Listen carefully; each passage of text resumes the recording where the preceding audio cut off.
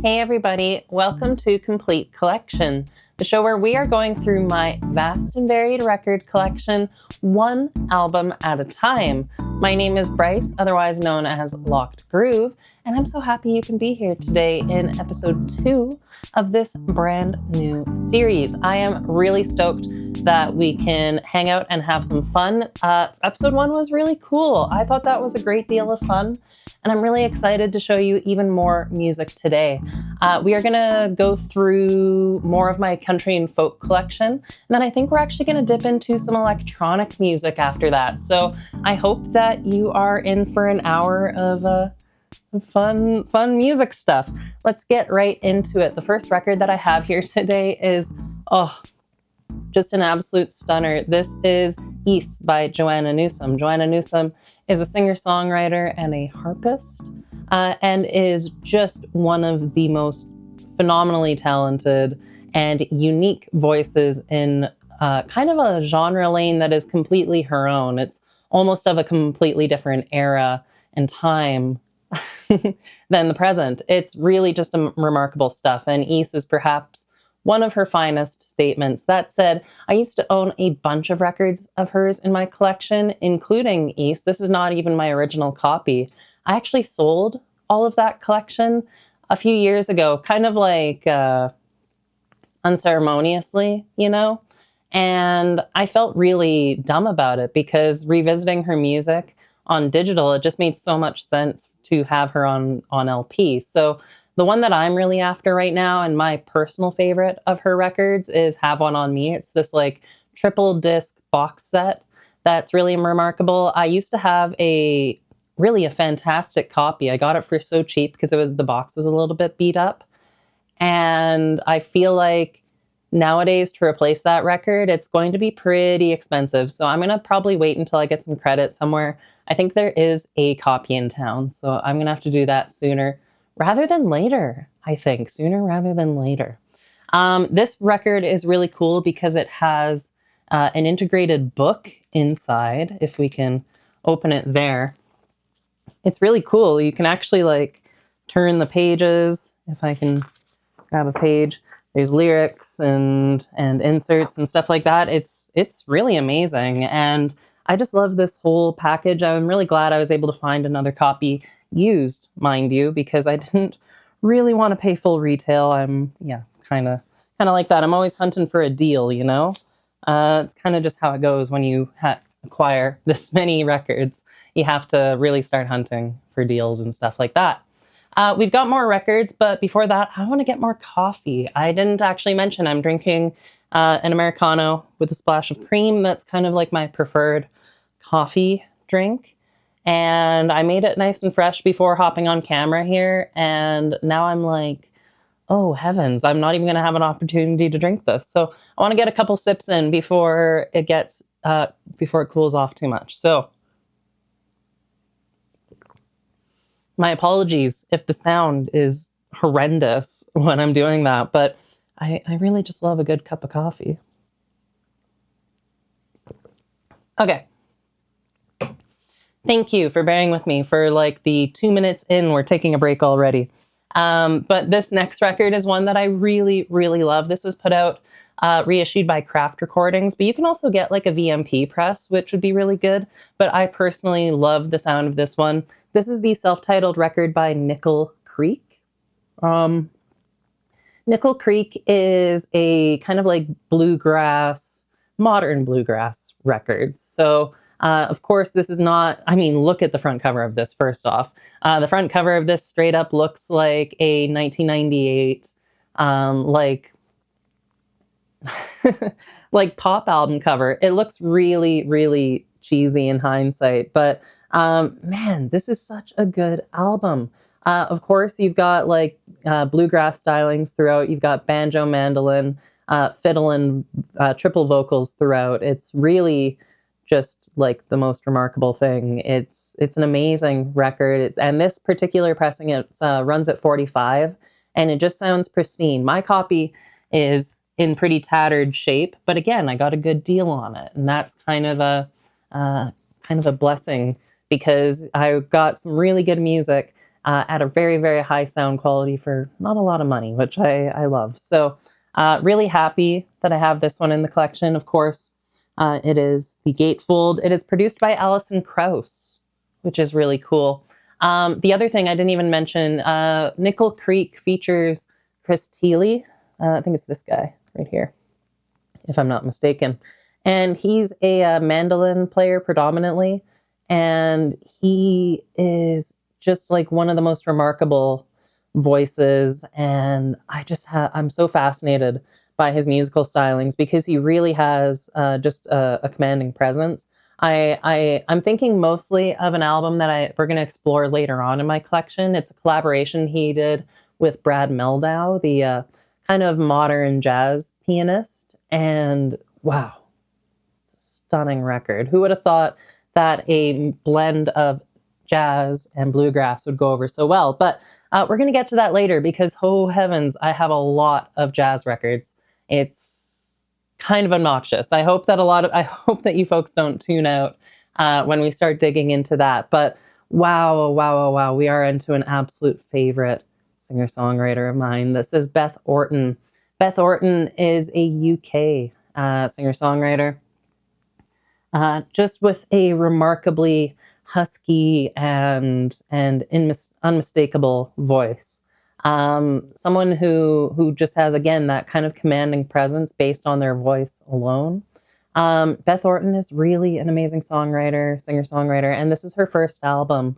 What's interesting about this record, and maybe what attracted me first rather than her voice or her songwriting, was there is a distinct trip hop influence on this record. So although it's like a singer-songwriter record predominantly, there are a few kind of handful of songs that have elements of trip hop, which is really interesting. So Tangent, Galaxy of Emptiness, even the opener, She Cries Your Name, has kind of some really cool shuffly beats behind it that are reminiscent of just like that kind of like light but also extremely heavy.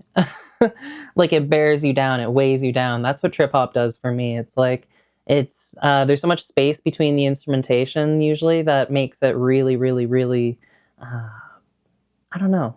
It's like negative space when you're drawing or something like that, or when you're illustrating. It's like sometimes you can really like add a new dynamic when you're not even coloring at all.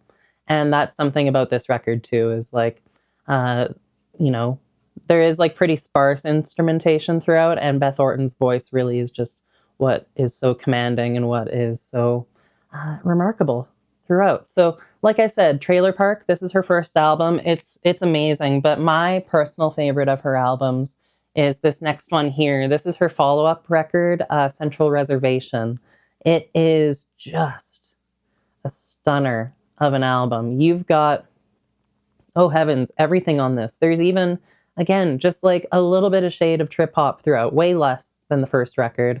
Really, what draws me to this record mostly is the confidence in her voice that she has. It's really something that has had grown a lot from that first record. She'd become so much more self-assured, so much more ambitious with the songwriting.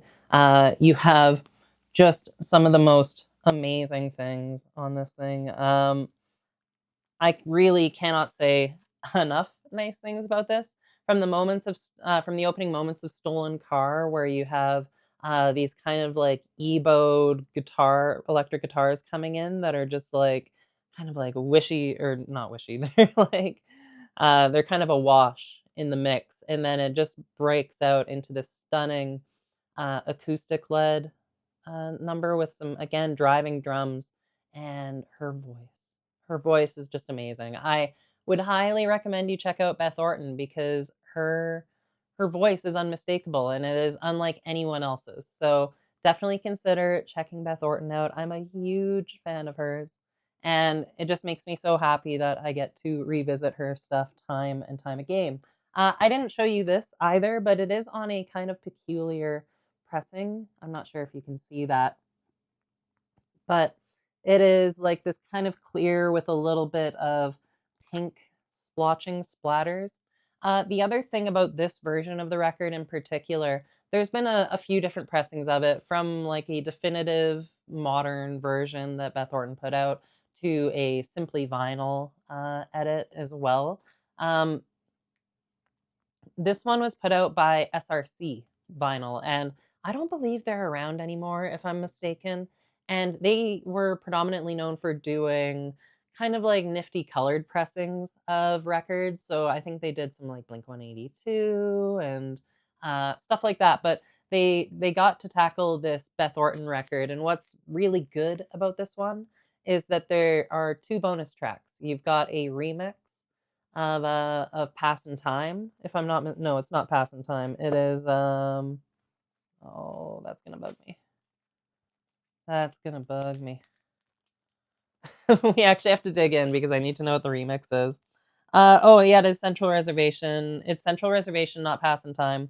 And then Precious Maybe. There's a absolutely stunning B-side on this thing that I don't believe you can get on any other vinyl pressings. So this one actually is a little bit sought after because it has that bonus track that is, I guess, previously exclusive to like a CD or something like that. So love this one a lot. A lot, a lot. I don't know what way I'm orienting these records, if I can remember. Okay. Wow. Okay. This one is a throwback, for me at least.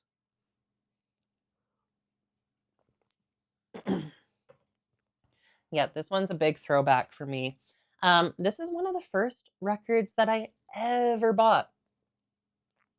I remember buying it at a store that does exist still, but it was in a completely different location before. And it was like the one and only time I visited that store before that location closed. And I bought this and Sufjan Stevens, Illinois. And I don't have Illinois anymore, unfortunately, but this one I'm gonna keep forever. It's so sentimental to me, and it's just a really interesting and cool and compelling and emo singer-songwriter album. This is At Home with Owen by Owen. Owen is a project of, is it Mike Kinsella, if I'm not mistaken? I'm gonna have to double check. Oh, I don't know if it says. Yeah, I think it's Mike Kinsella. Mike Kinsella, of course, being from Cap'n Jazz, as well, like pioneering emo group Cap'n Jazz, as well as American football. And this is just like a really beautiful singer-songwriter record with some very intricate guitar work. It opens with a on a very dour note. It's bad. Is it bad times, bad habits, bad news? Totally wrong. Bad news. And it is a song about like a forever scenester who is like not a good person, and it's a real diss song actually. Um, I know hurts to say. I can't keep the tune right now because it's a little bit lower on my register. You might as well hear it from a friend. You're a has-been that never was. But a lot of the songs on this are really amazing. Sad Waltzes of Pietro Crespi is an amazing follow-up to the first song, and then Bag of Bones. Bag of Bones was always like a very romantic song to me when I was growing up. It was one of those songs that I was like, "Oh, this is the kind of relationship I'm looking for." It's almost like kind of seen in a little bit. It was bonding in the hospital over broken bones. That's the theme of the song. And it's it's really cool. I like it a lot. Um but yeah, I I just like that one a lot. But maybe like the most interesting point on this album is his cover of Femme Fatale by the Velvet Underground. Like kind of a left field cover for a record like this, but really an amazing moment on this that I think is quite standout. I think it's an amazing cover of an already amazing song. So love that album a lot. Love that one a lot. I'm gonna get a little water now.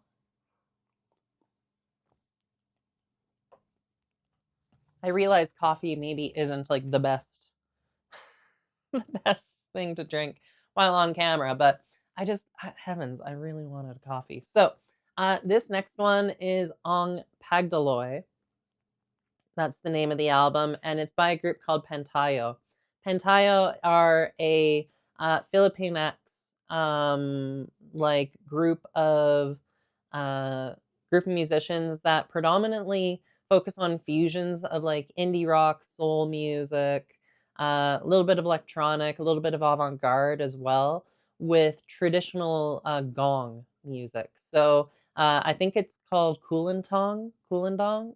Whoa, that was the wrong one. Kulingong, Kulintong. I can't remember, but it's traditional Philippines gong music, and it's really an amazing rhythm to put behind all of these kind of fusions of North American predominantly musical stylings. So it's really cool. It's a really cool record. They are Canadian. I of course am Canadian. I really love I just love being Canadian. And it was really cool. I actually was kind of blessed in that I got to have dinner with a couple members of this group. I got to have dinner with, yeah, one of the vocalists and gong players, and as well as their drummer. I don't know if she's their or if they're their full time drummer, but certainly they were there for the show. But what was interesting to me is that they also play in a group, another really interesting and progressive Canadian group called Yamantaka Sonic Titan. Um, is that the name that I think that's what it's called. Why am I blanking on that? Why do I feel like I maybe got the name wrong there? Well, if someone wants to correct me on that in the comments, please feel free to. Sonic Titan? That doesn't feel right to me. Maybe it is right, but I'm not sure. But check out this record, Pentayo's Ang Pagdaloy. This one's really good. I love it a lot. Like I said, I was blessed in that I got to have dinner with these two a little while back, and they just had so much great insight to both like industry, music, touring, all that sort of stuff. So that was really good. I enjoyed the heck out of that. We've got more. Oh, this is an album that I just adore. This is the unfortunately only Dolly Parton album that I have in my collection, but hopefully won't be the last. This is Coat of Many Colors. This is probably my favorite Dolly Parton record. And this is the VMP press. So Vinyl Me Please did this one. And truly, it is an amazing sounding record. This pressing sounds fantastic. So, um, I'm like, what more can I say about this? It's just a beautiful, pristine, clear sounding record.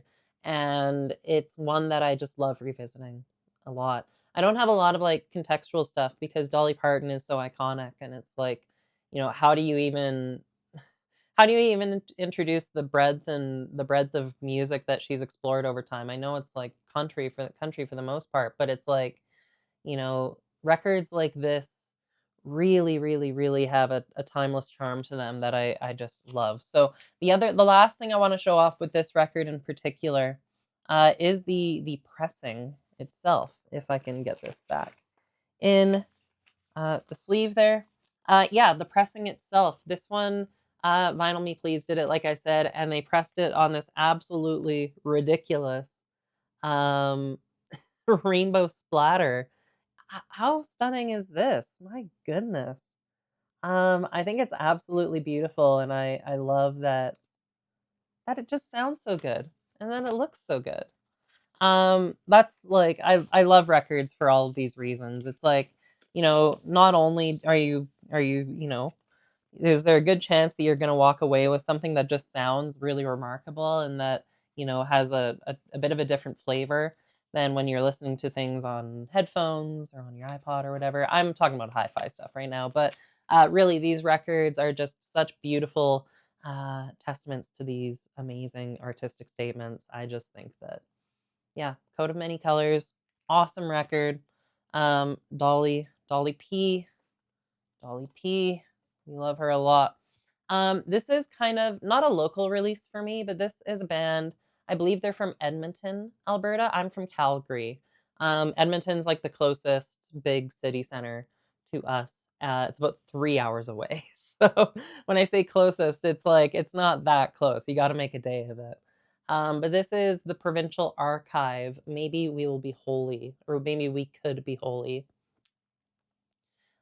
This is an amazing, how would I describe it? It's a folk record, like a folk rock record with a little bit of bluegrass, a little bit of like sampled electronics, and it's just an amazing, and it's emo. It's pretty emo on top of it.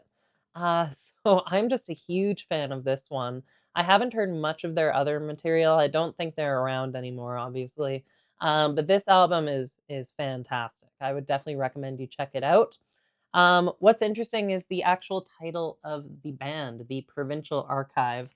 That is in reference to the Provincial Archive of Alberta, which is like a beautiful, like just remarkable thing to me. I love the idea of like preserving art and culture for posterity. Um, making like definitive copies of things and keeping things alive in otherwise times where media can really degrade and deteriorate.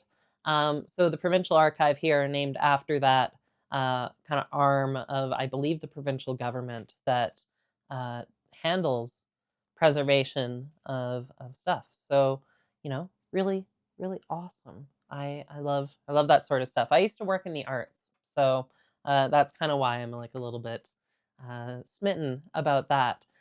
This is another, this is kind of like an indie pop, indie folk album from the late 2000s. This is Slow Club's Yeah So.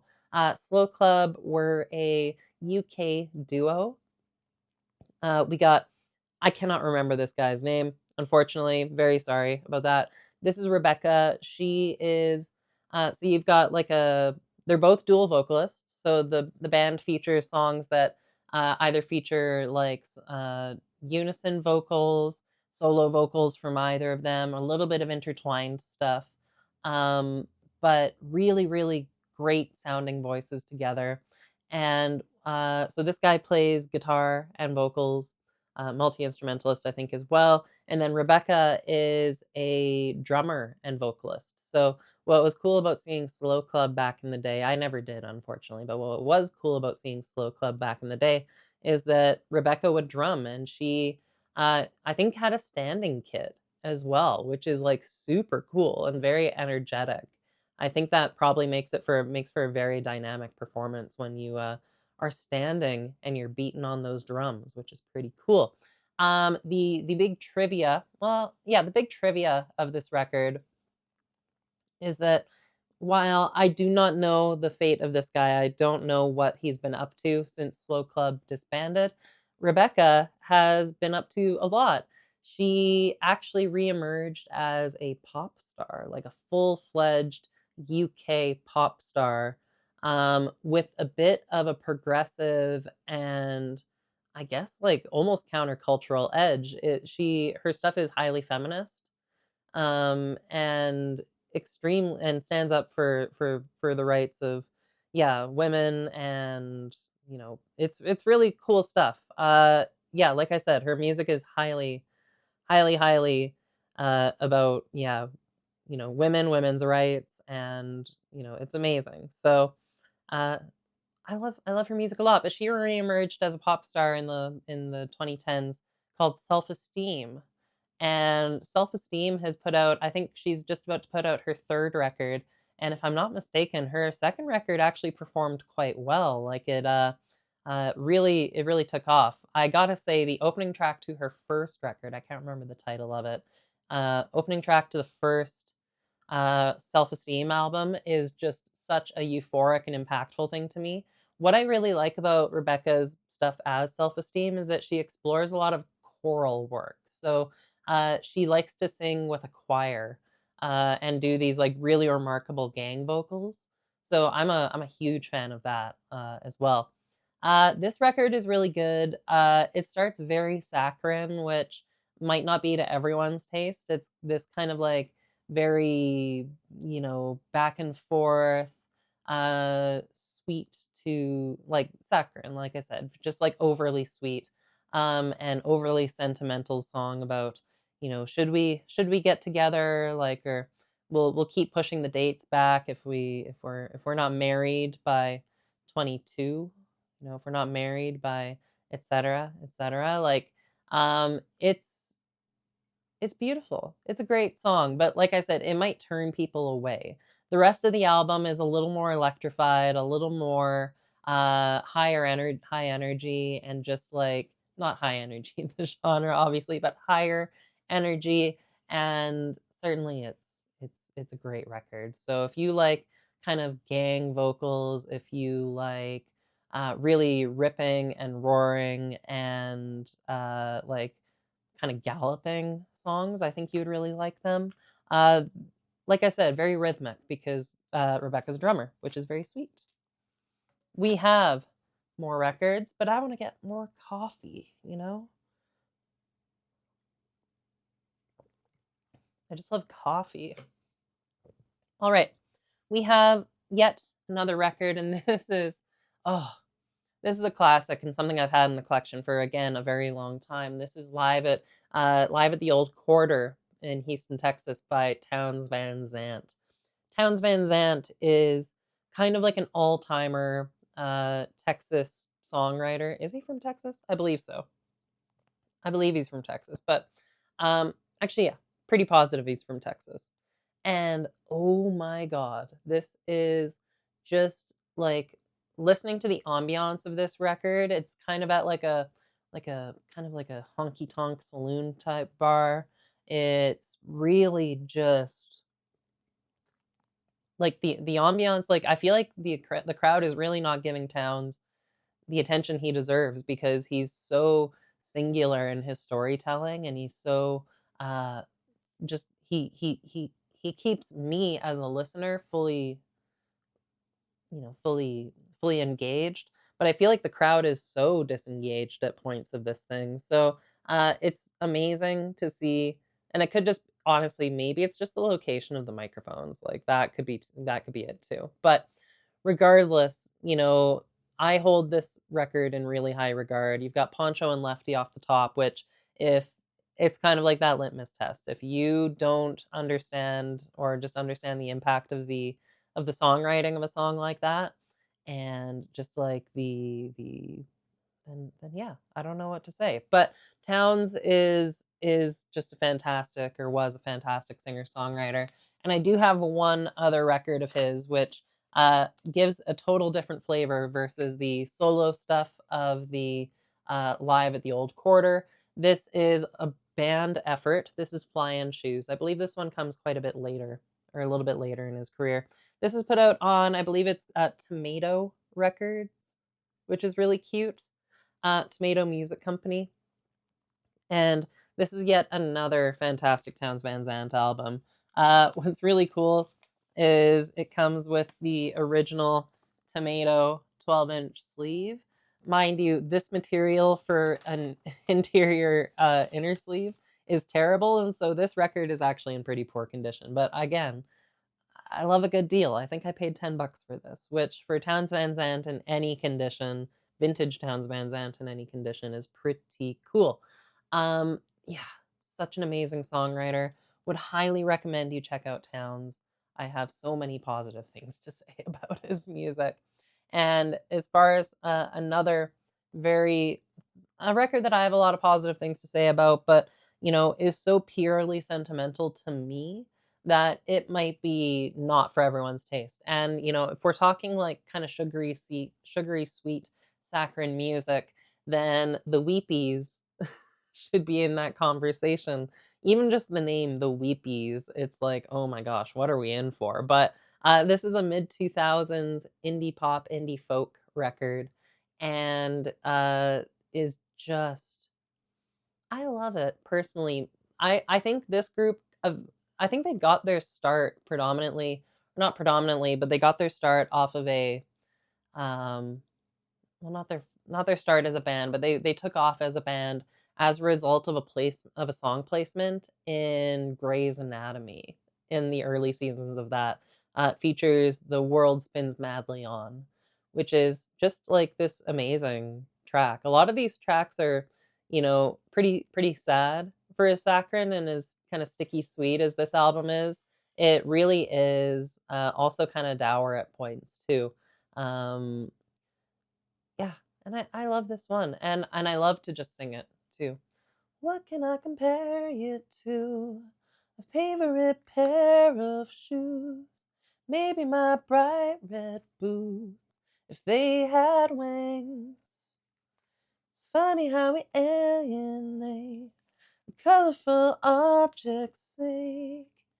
Funny how it's hard to take love with no shame. I don't know the words, but I love their stuff. Um, I think it's Deb Talon is the girl lead vocalist or the girl vocalist in here. Again, another band with like two lead vocalists or dueling vocalists. Again, I think it's the era more than anything. It's that like mid 2000s indie era. Very much it was popular to do that sort of thing.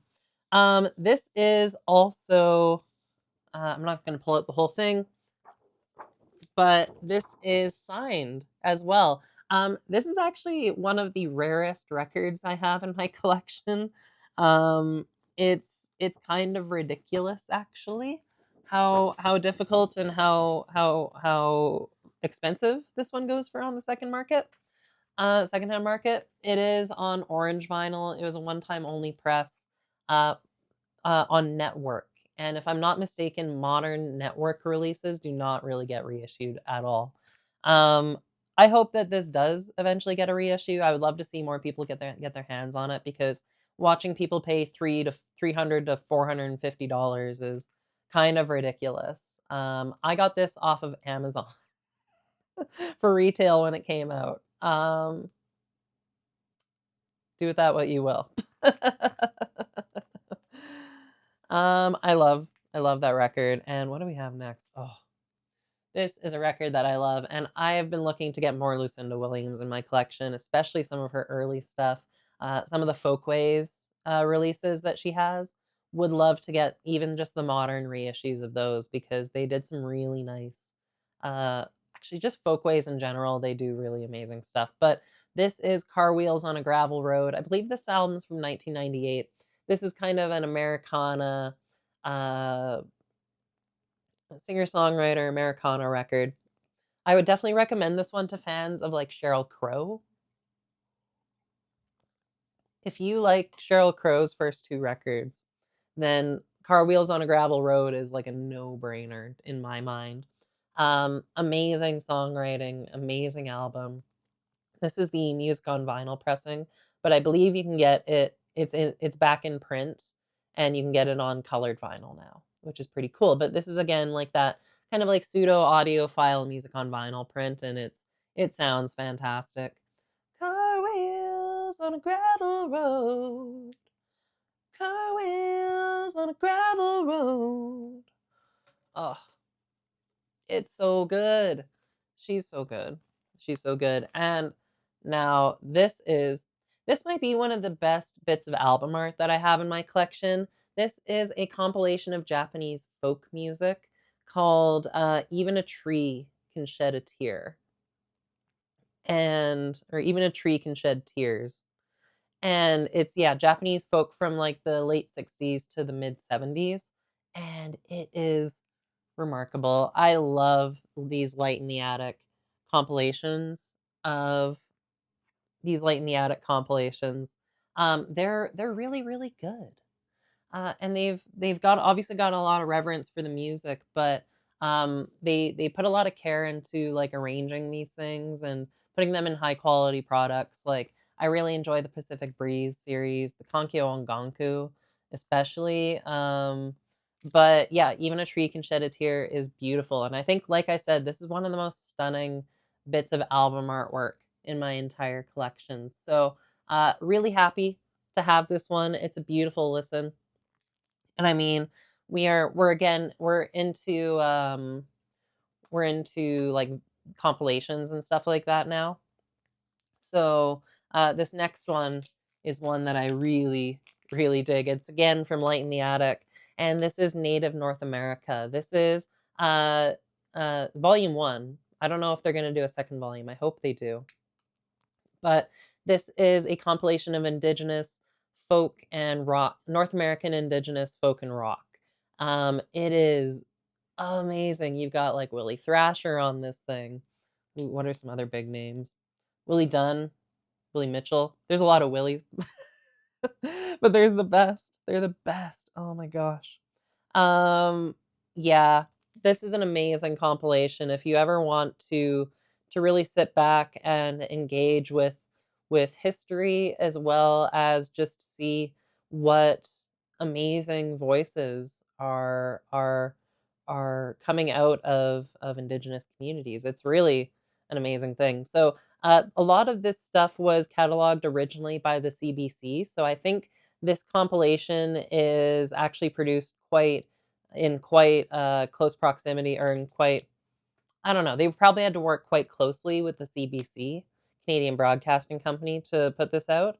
If the CBC still owns the rights to all that music, I don't know if that's actually the case or if they never even did, which is obviously could be the case too because it's a public broadcaster. And I don't know if they would necessarily own the rights to the music they were putting out back in the day. Too, needless to say, this is an amazing record that I think is totally worth your time. It's like a 3 LP box set. It's really, really, really good. And I believe we have one more.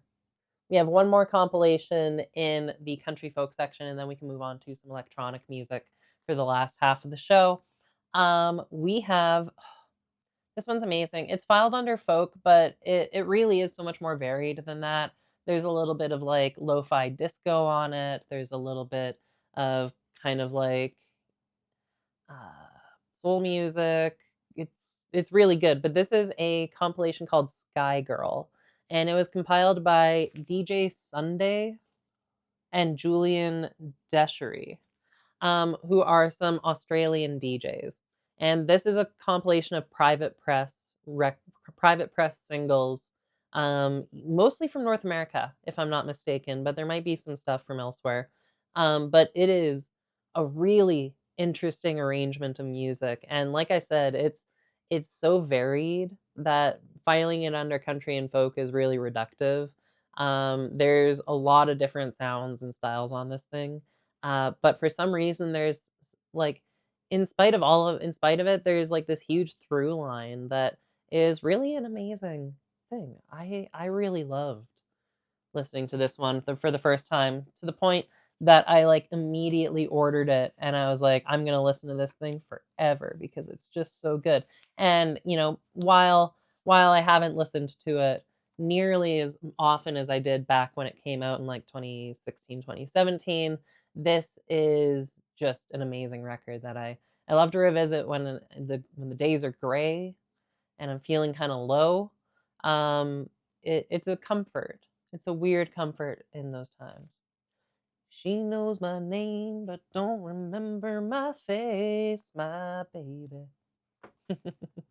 All right, we are on to my electronic music section, which is something I've been really excited to talk about because I love electronic music. I went through a big electronic music phase. I've made electronic music. I dig this stuff a lot, and we're starting it with huge heavy hitters right off the top. This is Air's Moon Safari. Air is a French duo. Oh, there might be a group now, but I think they're a duo.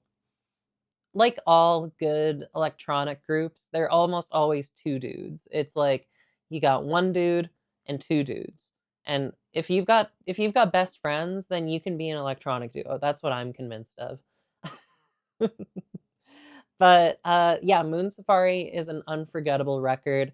What I like about this album a lot is that although it's like an electronic album, like it's got bits of like down tempo and whatnot. But I think what's really cool is just how referential it all is. This is an album that's hugely indebted to classic French pop music. You've got a lot of like Serge Gainsbourg Jean-Claude Vanier stuff, like the guy who did string arrangements for Gainsbourg. There's so much of that influence on here that it's amazing. It's just got this very sultry feel to the record from the opening moments of La Femme d'Argent. I don't know how to pronounce things. I'm decidedly Anglo. I really can't speak a lick of any other languages, but it doesn't stop me from trying, I guess. Opening moments of that track, which are just like so, yeah, like floating and it's beautiful. It's beautiful. It's got that like big Gainsbourg feel, um, and it goes on for like 7 minutes. It's great. But then you've got follow-ups, like you've got some of the big singles that came off of this album, Sexy Boy, which is a truly next level sexy song. That is a really good. That is just a really like sultry, beautiful, like it's a sexy song. Sexy Boy is a sexy song. Can't deny it. Kelly Watch the Stars, the other big single off this record, amazing as well. Both of those songs are very heavily reliant on vocoded vocals, which until I saw the Air Moon Safari concert, the reunion concert, not live, mind you. There's a really good taping on YouTube if you want to check it out. I think it was put out by Art Concerts, who do really good stuff. If you ever want to watch like great live shows on YouTube by amazing bands, that especially in like yeah, because what they do is they put on concerts, long form concerts featuring bands, and then they put them in unconventional venues. This one is at like a venue in Paris, which I think makes sense for them, because it has their full light show in it and all that. But their most of their other videos are set in like museums and stuff like that, and they'll like set the band up in museums and then have all these like beauty shots between songs of like and they'll move the bands around and stuff. Like it's really cool. So definitely if you're on YouTube, check out the Moon Safari. I think it's 25th anniversary um, live show. It's so good. It's so good.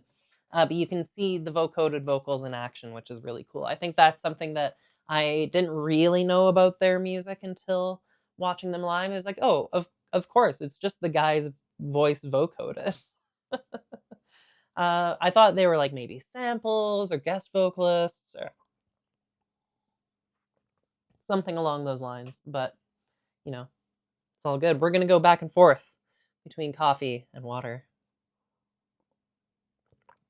Love, love, love this kind of stuff. We've got another amazing Air record. This is Talkie Walkie. I would love to also get Virgin Suicide soundtrack, but um, this one for now is amazing. This album again has like a great classic French pop feel to it. Maybe even more so than Moon Safari. I think it's maybe even yeah, like it's a little more sparser in instrumentation. It's a little less electronic, but you know the moments that are electronic on it are just so incredible and stunning. I think about lead single from this one, which is Go. Um, when you go, go, go, go, go, go, go, go, go, go, go, go, go, go, go, go, go, go, go, go. It's like it's so hypnotic and the instrumentation's really like big and beautiful, like it blooms at the halfway point, but it's so like cacophonous at the start. It's got like this almost evil, sinister energy. It's beautiful, but again, like those vocoded vocals, big, big arrangements, instrumentation, highly indebted to like your Jean-Claude Vanniers and of the world and stuff like that. So I love this record a bunch. I think it's so good. And we are now going to talk about one of the most classic names in electronic music, someone who you really can't talk about electronic music without bringing up, at least in the modern conversation, because yeah, while he's like pioneering in his own right, he's also in a lane completely his own. And of course, I'm referring to Aphex Twin. This is Selected Ambient Works 85 to 92, featuring the iconic Aphex Twin logo on the front. Seriously, that is like one of the best pieces of design of that era. Richard D. James, the mastermind behind Aphex Twin, is uh, like so elusive. He's he lives in like a village in Scotland. Is it England? Scotland? I don't know. Really, really, really cool because he seems to live like a very simple life, but puts out some very far-reaching music. So this is a pretty early record of his, a compilation of stuff, and it says it's called Selected Ambient Works, but this album really isn't ambient at all. It's got a lot of really driving beats on it, and it's just an amazing bit of synthesis. It's mind-bending stuff. It also just like you get so many different flavors on this record. So I'm a huge fan of Richard, Aphex Twin, the whole thing. There are a lot of other albums of his that I want to get, but this one for now is probably my favorite of his records, certainly of the ones that I have. That said, um, I do have more Aphex Twin in the collection. This is the Richard D. James album. Well, look at this horrifying, sinister album cover. My goodness, this man is freaky. And this is like the start of his kind of like very freaky self-portrait era, like very Picasso-esque almost. He has a way of recontextualizing his appearance to make him like very malleable and versatile. So I think about this album, I think about I Care Because You Do, or You Care Because I Do. I can't remember the title of that one. I think about, oh my gosh, like Window Licker, Come to Daddy, like these songs and their accompanying visuals are A, for the most part, absolutely horrifying. But B, they again like do so much with self-image that it's almost interesting. I'd be so interested to hear from Richard himself, and I don't know if I'm ever going to get this level and depth of interview with him, but I would really love to know what inspired him to like almost become like a personal brand in an era before people started branding themselves heavily. Like he came up with a brilliant logo. Like he did the bare essentials that he needed. He was like he needed to make great music that's really compelling. Number 1, easy peasy. He was like a name, a logo, like like a metal band or something like that. He needed a logo, and of course, that logo just happens to be iconic with like I showed you on the Selected Ambient Works cover. And then like using his face and his image and his likeness, and to be such a like a like a regular guy, it seems like, someone who lives remotely and who, all that. It's just so interesting to me. What a compelling character. And the last one of his that I have in my collection is one that I love a bunch. That is underrated amongst his discography. Not too many people really give it the time of day, but I really, really think they should. This is the Collapse EP by Aphex Twin. So Collapse EP is like a very driving techno record. It's short, but it's really blistering in terms of its presentation. So it's a very hard hitting techno record. I love it a lot. Late period Aphex Twin, but like something you should really check out. There's a lot more Aphex Twin I would love to get in the collection, but I just am not there yet. This is the limited edition album cover with on this kind of like silver variant, but if I'm not mistaken, the real cover, yeah, the real cover is right here in the sleeve, which again is a very cool album cover. You've got like presumably, yeah, like a little bit of, yeah, it's just a really cool design. It's a really cool design. I'm like trying to like decipher how it really comes together. But regardless, it's just amazing. All right, we got some more time left here, so we're going to go through more records. I've got a bit of a big batch from this upcoming artist, but I'm going to have to be very careful about what I show you. And there's going to be records where I don't even show you album covers of hers because I can't for YouTube uh, YouTube's sake. I just can't do it. I think I can show you this first one. Yeah, I can show you this first one. It's just horrifying. That's all. Uh, I'm a big fan of Arca's music. Arca is a producer who is just mind bending, and she has a really amazing community as well, the mutant community. She has cultivated this really interesting community of creatives, people that have like covered her music and like done tribute records and stuff like that, literally things you can get on vinyl. And, to say that her music is forward thinking is actually very, like, very much an understatement. She's on a wavelength that no one appears to be on, and I love to see that from her because she's only getting more and more creative as time goes on. This is one of her earliest releases. This is the Ampersand mixtape, and it's mixtape. This is a one-sided record. I think it's like 18 minutes. Uh, Pretty much continuous music, and it's really cool. It's just got a vibe all its own, and it's one that I was hugely drawn to back in the day. And the original press of this, with all of the complete intact samples, that's the big thing. Is this version?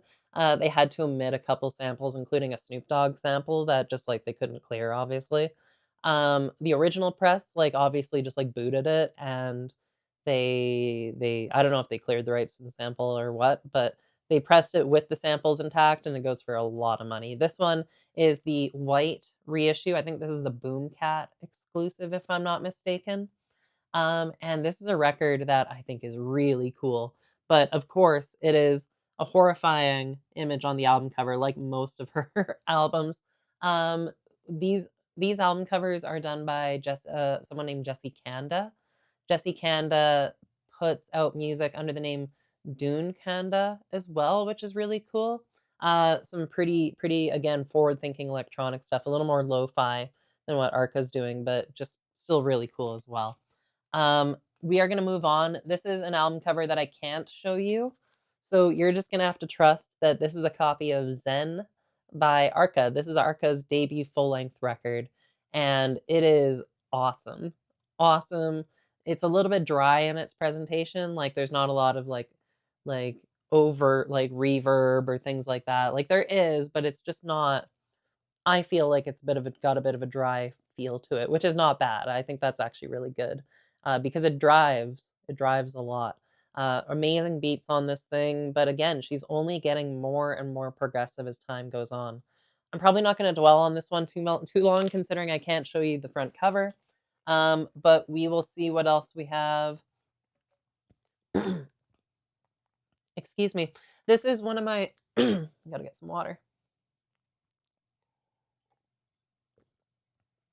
This is maybe my favorite Arca album. Again, horrifying album cover, but this is her self-titled album, and this is an album where Arca discovered her voice. That is something that defines this record and kind of like started her on the trajectory that she's on today. This record came out after she produced an album for Bjork, Utopia, and this album came as a result of that collaboration with Bjork because Bjork came to her and said, "Arca, you need to put your voice on your songs. Like you need to start singing. You have a beautiful voice.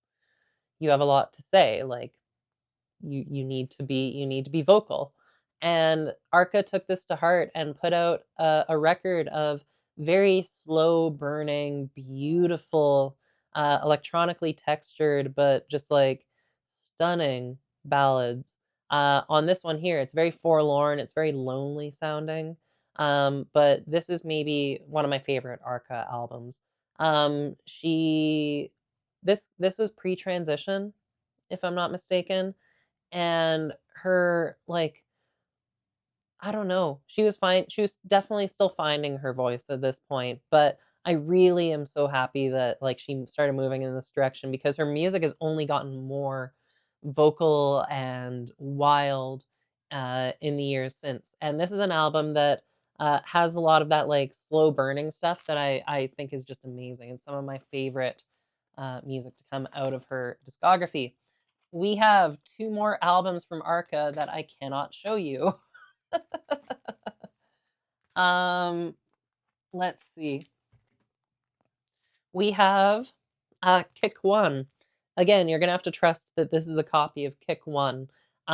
This is the start of Arca's Kick series. There are 5 volumes in that, 4 of which came out, like, on the same day, which is really cool. This one came a couple of years before the rest of them, but Kick 1 is this amazing record. You've got a Sophie feature on it, you got a Bjork feature on this thing, as well as just, again, again, Arca's, like, coming out and being, like, extremely forward and extremely aggressive in terms of just, like, identity and self-image. This album cover, I can't show it to you, but it is amazing. She's wearing, like, mech armor, like, you that's the thing too. Arca is also, like, a multidisciplinary artist. She does all of these beautiful, like, typography stuff. She does, painting, illustrating, like, she's so remarkably talented, and this album is, like, the full culmination of her character to date, and it allowed her to make the rest of the Kick series, even more, like, aggressive and off the wall, and also just, like, so exuberant. Like, a lot of these songs, are pretty exuberant, including and especially the songs on this is Kick 3, if I'm not mistaken. Yeah, this is Kick 3. And this is just an amazing record. I love this one a lot. Oh my gosh. You've got more of like an experimental reggaeton feel on this, and it really, really hits. It's a very fun record while also being extremely mind bending. Love it to bits. I'm a huge, huge Arca fan. And I think that it's just so interesting to see her really come to fruition over the years and, again, cultivate that really amazing community because she really seems to have figured out how to sustain her art in a very like manageable way. She's also got this like amazing like personality. Her social media presence is really cool. I just really like her music a lot. I'm wondering if we should maybe call it here because the last records that I have will take us over the hour mark. We're really close, by the way. We're like, I don't know, 57, 58 minutes into the show. So maybe we'll just cap it here. And you can look forward to seeing more complete collection next month. Definitely for folks that I didn't explain it off the top of the show, but this show is a timed exclusive with my Patreon. So patrons do get early exclusive access to episodes before they're released publicly. So definitely consider signing up for my Patreon if you want to be the first to see episode 3 of this brand new series. And that's it. It's always so tough. It's like when I do that kind of like that catchphrase tagline thing at the end. It is like a 50-50 shot whether I hit the tone and cadence correctly.